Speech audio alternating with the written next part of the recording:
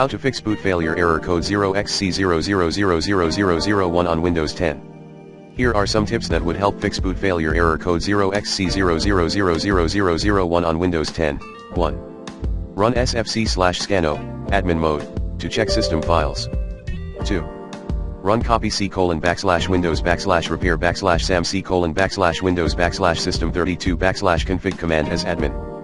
3. Check on any newly added RAM. Moreover, ensure your PC components/hardware are installed correctly. 4.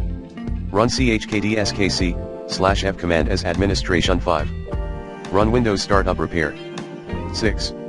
Other tips are, perform clean boot, then remove the problematic software, using the recommended uninstall tool Pro in this video guide, in Windows Safe mode. Back up your personal